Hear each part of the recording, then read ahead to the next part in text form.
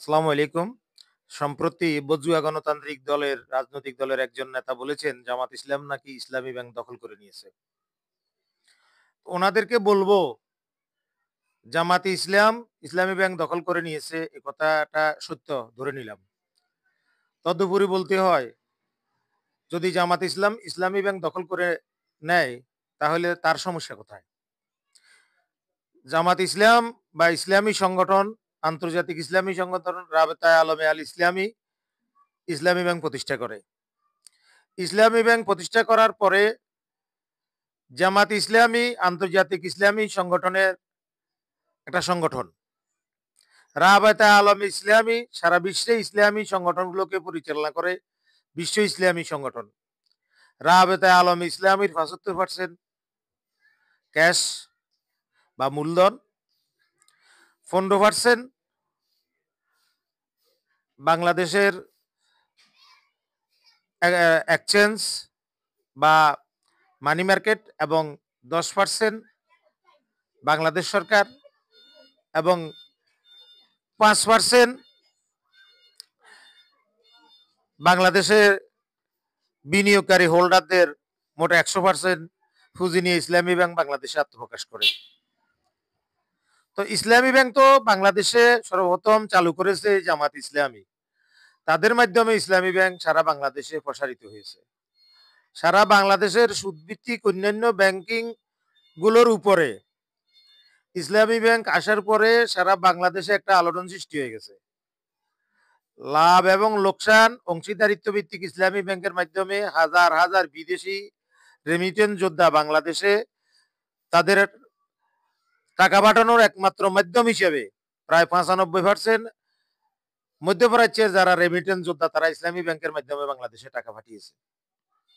অন্যান্য দেশের প্রবাসী রেমিটেন্স যোদ্ধাদের টাকা সহকার প্রায় ৮০% রেমিটেন্স ইসলামী ব্যাংকের মাধ্যমে এসেছে। ইসলামী ব্যাংকের কার্যক্রম জামাতের সৎ এবং আদর্শ নাগরিক গড়ার প্রতিষ্ঠান হিসাবে তাদের লোকজন চাকরি পায়, যার পরিপ্রেক্ষিতে সম্পূর্ণ নিয়মতান্ত্রিকভাবে সৎভাবে সুন্দর আচার আচরণ দিয়ে তারা মানুষের মন জয় করে নেয়, যাতে করে অন্যান্য ব্যাংকগুলো তাদের ব্যবসা গুটিয়ে যাবার মতো অবস্থা হয়েছিল।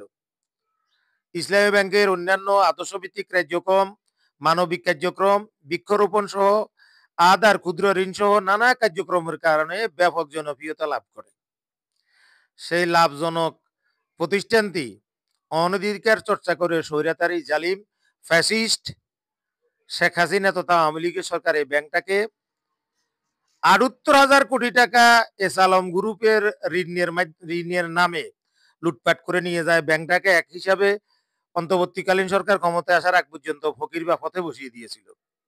সেখান থেকে ব্যাংকটাকে উঠে ঘুরে দাঁড়ানোর জন্য স্বৈরাচারী লোকজনের বিদায় হওয়ার পর কর্মচারী কর্মকর্তা সহ সবখানি তো ধ্বংস করে দেওয়া ছিল। সেখানে যাদের ব্যাংক তারাই আবার সেখানে যদি অবস্থান করে তাহলে এই বর্জুয়া গণতান্ত্রিক দরকার অপরাজনীতিক দলের নেতার এ বিষয়ে চিন্তা ভাবনা বা কথা বলার কি দরকার ছিল? অথচ তার লন্ডন প্রবাসী নেতা বলতেছে এই ধরনের আচার আচরণ করলে যে দলটা ইতিমধ্যে জনগণের চরম ঘৃণার কারণে গণশত্রুতে পরিণত হয়ে আস্থা করে নিক্ষিপ্ত হয়েছে, তাদের মতো এই অপরাজনীতির হোতা রাজনৈতিক দলটারও একই অবস্থা হবে। কই জামাতের এমন কোন নেতা কর্মী কোন লোকজন আজ পর্যন্ত তারা যে সমস্ত জায়গাতে লুটপাট বিভিন্ন রকমের অনাচার করেছে, চেয়ারে যে লুটপাট চাঁদাবাজি সন্ত্রাসী লোকজন ছিল তাদের জায়গাতে এরা আসি বসেছে, এরা আবার লুটপাট করা শুরু করে দিয়েছে। আমাদের একজন লোক তো এই ধরনের কোনো কর্মকাণ্ডে জড়িত হয় নাই। তো তোমাদের পরিণতিও একই অবস্থা হবে। ওই ফ্যাসিবাদকে যেরকম দেশের মানুষ বেইজ্জতি করে এদেশ থেকে তাড়িয়েছে তোমাদেরকেও তাড়াবে। তারা তো অন্তত ১৬ বছর ক্ষমতায় থেকে বিতাড়িত হয়েছে। তোমরা ক্ষমতায় না গিয়ে ক্ষমতাধর মনে করে লুটপাট সাদাবাজি গুম খুম হত্যা লুণ্ঠন সবকিছু চালিয়ে যাচ্ছ। এই অবকর্মর কারণে জনগণ তোমাদেরকে পরিত্যাগ করবে। একটা গল্প আছে, নাতিন জামাই নাতিন নিয়ে গেছে। এক বুড়ি তার নাতিনকে নিয়ে রাস্তা দিয়ে যাইতেছিল। তখন হঠাৎ এক চতুর লোক চিন্তা করলো তার নাতিনটা খুব সুন্দর। সে এসে বুড়ির সাথে বাইল করে বিভিন্ন কথা বলা শুরু করলো। হঠাৎ সে জব বুঝে কোপ মেরে নাতিনকে ফাঁসা কলির কোলে কোলে তুলে দৌড় দিয়ে নিয়ে গেল।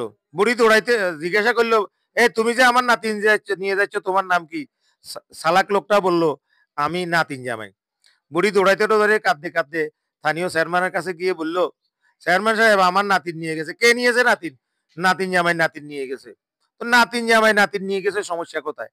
তো এখানে ইসলামী ব্যাংক হলো জামাত ইসলাম, রাবেতা আলম ইসলামী তথা আন্তর্জাতিক ইসলামী দাওয়াতি সংস্থার একটা প্রতিষ্ঠান, যাদের বিনিয়োগ 70 থেকে 75% অর্থ বাংলাদেশের এক্সচেঞ্জ বা অর্থকারী অর্থ মার্কেটের আছে 15% বা 10%, বাংলাদেশের সাধারণ জনগণের আছে সেইখানে 10 থেকে 15%, আর সরকারের আছে মাত্র 5%।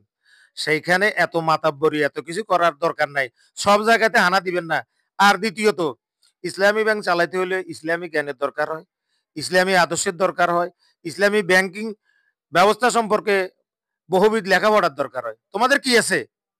তোমরা ওই যে মূর্খ দল একই দোষে দোষী হয়ে বাংলাদেশ থেকে পালিয়েছে, একই সাথে 300 জন সংসদ সদস্য নিয়ে, বাকিদের অবস্থা জনগণে ফি ফাড়ি চালাই পড়াই লাচ্চাই উন্ডাই অবস্থা খারাপ করিয়া লেছে। তোমাদের অবস্থাও একই রকম হবে।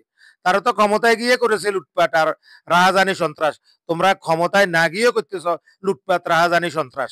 সুতরাং নিজেদের কর্মগুলো যদি তোমরা জনগণ থেকে পরিত্যক্ত হয়ে, তারা তো ভারতে যেয়ে পালিয়েছে, তোমাদের ভারতে যাইবার পালাইবে জায়গাও নাই।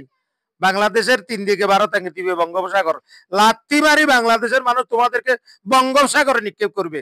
তার আগে ভালো হয়ে যাও, ইসলাম নিয়ে অত বেশি মাথা কামাইও না, তোমাদের ইসলামী জ্ঞান নাই। তোমরা বজুয়া গণতান্ত্রিক দল, ইসলাম বাদে আল ইসলাম আকবাল কুবরে বাতিল, ইসলাম হইলে অন্য কিছু বাতিলি শক্তি, তোমরাও বাতিলি শক্তি, তোমরা ইসলামী শক্তি না। বিসমিল্লাহ বললে যেরকম কেউ জান্নাতে চলে যায় না, শুধু নামাজ রোজা বললে জান্নাতে চলে যায় না, কোরআনের যাবতীয় সবকিছু আইন কানুন মেনে চলার পরে একজন জান্নাতে যাবার উপযোগী হয় জান্নাতি কাজ করলে। সুতরাং তোমরা শুধু বিসমিল্লাহর বা বিভিন্ন সুরের বা ইসলামের পক্ষের শুধু নামে মাত্র মুসলিম লীগ মার্কা দল, ইসলামী আদর্শ, ইসলামী শরিয়া, কোরআনের এলেম তোমাদের ভিতরে নাই। গায়রে আইলেম আলা লোক, বরজুয়া গণতান্ত্রিক দল, কফুরি মতবাদের লোক, এত বেশি আগ বাড়ন বাড়ো না। আসসালামু আলাইকুম, নিজ গুণে ক্ষমা করবেন।